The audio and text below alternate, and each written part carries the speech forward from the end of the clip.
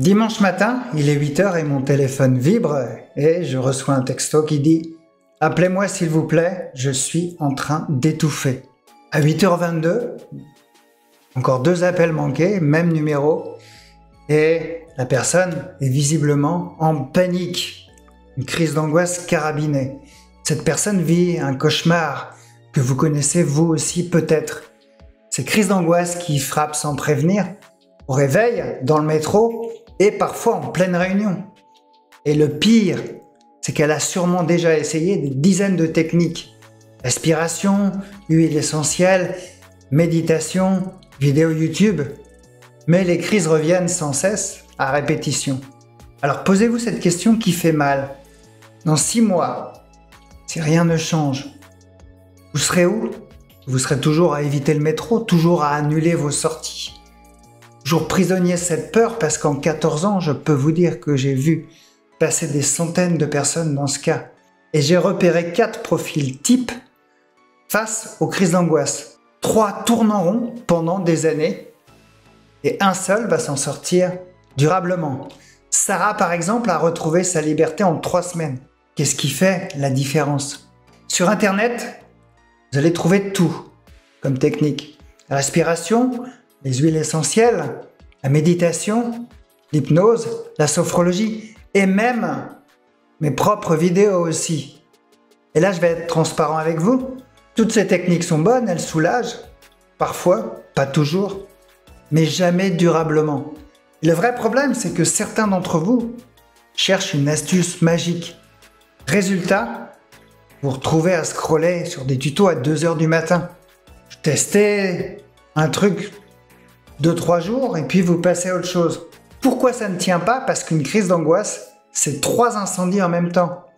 Votre corps qui s'emballe avec tous ces symptômes, les pensées qui partent en vrille avec les scénarios catastrophes et l'évitement des situations.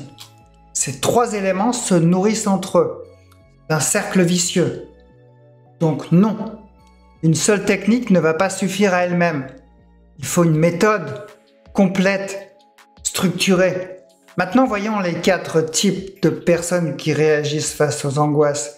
Dont une personne, comme je vous ai dit, va s'en sortir. Et voyons le mécanisme mental dans lequel elles sont. Il y a le premier, que j'ai appelé « ça va passer ». On va l'appeler Jérôme. Première crise arrive dans le métro, il ressent des palpitations, vertiges, impression d'étouffer. Et il se dit « bon, ça va passer, c'est sûrement le stress du boulot ». Il tape crise d'angoisse sur Google, il va acheter une huile essentielle qu'il garde dans son sac sans jamais la sortir. Il va télécharger une app de respiration qu'il ouvre 2 ou 3 fois. Et 3 mois plus tard, il évite toujours le métro et les crises sont toujours là. Jérôme attend tout simplement que le temps arrange les choses. Il est persuadé qu'il suffit d'attendre et que les crises vont se lasser.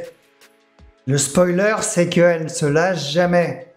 Une étude du Harvard Brain Anxiety Research Project l'a montré sur 309 patients avec des crises d'angoisse et des comportements d'évitement, 8 sur 10 ne vont pas mieux après 1 an.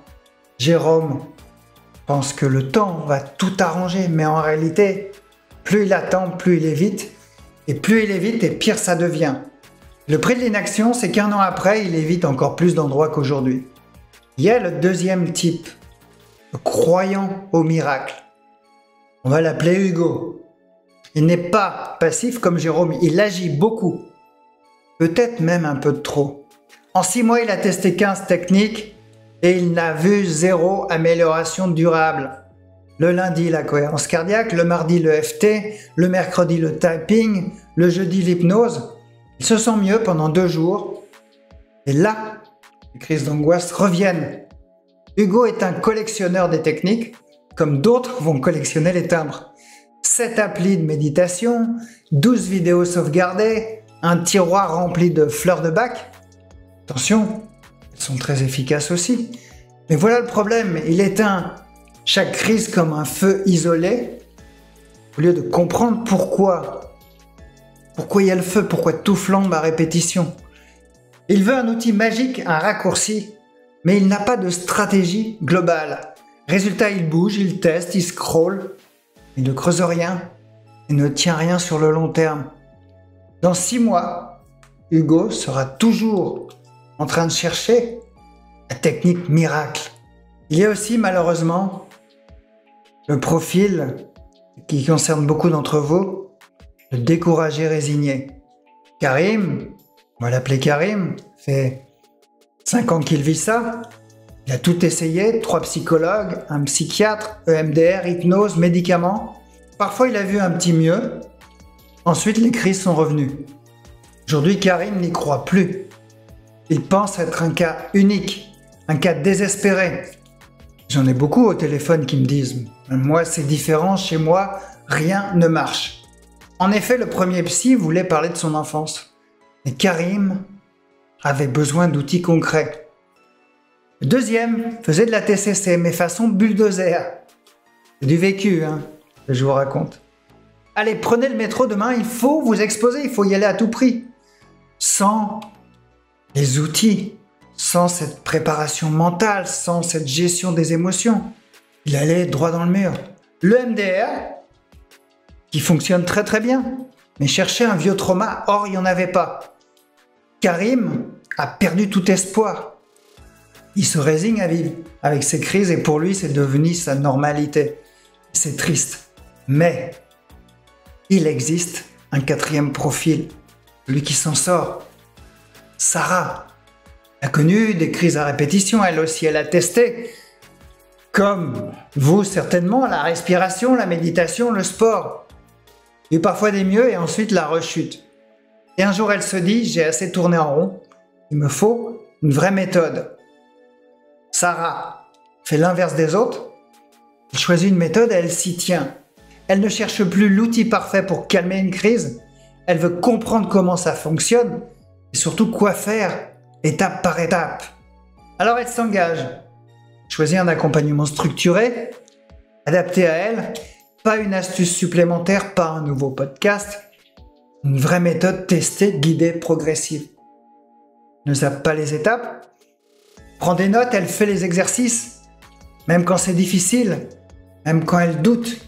Elle comprend que le cerveau a besoin de répétition pour progresser, pas d'une nouveauté tous les 3 jours. Et surtout, elle ne cherche pas tout à faire toute seule. Elle se dit, je ne peux pas réparer ma voiture avec un tuto YouTube. Très difficile. Alors pourquoi je soignerais mes crises d'angoisse toute seule? En résultat, en 3 semaines, ces crises passent de 8 par semaine à 4. En 2 mois, elle reprend le métro sans stress. En 3 mois, elle va beaucoup mieux. Et ce n'est pas un miracle, c'est le fruit de son engagement et d'une bonne méthode. Et pendant que les autres tournent en rond, Sarah, elle a retrouvé sa vie d'avant. Elle ne veut plus juste aller mieux, elle est prête pour faire ce qu'il faut pour que ça change complètement. Et c'est là le vrai point de bascule. Pourquoi ça a fonctionné pour Sarah et pas pour les autres? En fait, elle n'a pas cherché une technique miracle, mais une méthode concrète qu'elle a appliquée avec régularité et surtout qui était adaptée à elle. Et voici les 4 étapes que j'utilise dans mon accompagnement. Il y a d'abord la prise de conscience, c'est une étape importante. Comprendre ce qui nourrit vos crises, comprendre comment elles fonctionnent, comprendre le pourquoi du comment, mais pas dans l'enfance. Comprendre comment ça fonctionne dans votre cerveau. L'esprit gagnant, sortir des pensées toxiques, sortir de la peur, sortir du scénario catastrophe. La zen attitude, reprendre la main sur votre corps, calmer les symptômes physiques, apprendre à les accepter. La 4e étape, c'est l'exposition graduée. S'exposer petit à petit, sans trop se forcer. Alors vous êtes qui? Jérôme, Hugo, Karim? Ou vous voulez devenir comme Sarah ou vous êtes déjà Sarah? Dites-le moi en commentaire. Et si vous voulez devenir comme Sarah, j'ai préparé une vidéo complète offerte. Et dedans, je détaille ces 4 étapes dont j'ai parlé avec vous, avec des exemples concrets. Elle est en description dans le premier lien. Mais regardez-la seulement si vous comptez l'appliquer, pas pour la collectionner, pas que ce soit une vidéo de plus, pour reprendre enfin le pouvoir sur vos crises.